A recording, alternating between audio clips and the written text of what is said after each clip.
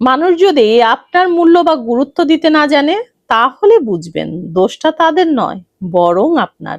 কারণ আপনি যদি সবসময় সবার কাছে নিজেকে অ্যাভেলেবল করে নিজের স্ট্যান্ডার্ড কমিয়ে দেন, তাহলে মানুষ আপনাকে অবহেলা করবে, এটাই স্বাভাবিক।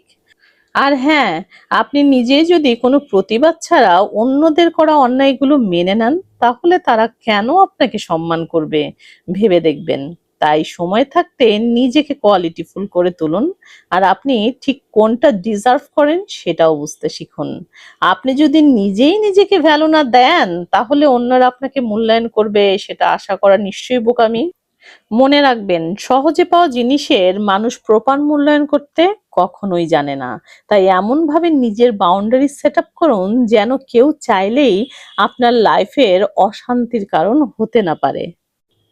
মানুষ যদি আপনার মূল্য বা গুরুত্ব দিতে না জানে, তাহলে বুঝবেন দোষটা তাদের নয়, বরং আপনার। কারণ আপনি যদি সবসময় সবার কাছে নিজেকে অ্যাভেলেবল করে নিজের স্ট্যান্ডার্ড কমিয়ে দেন, তাহলে মানুষ আপনাকে অবহেলা করবে, এটাই স্বাভাবিক।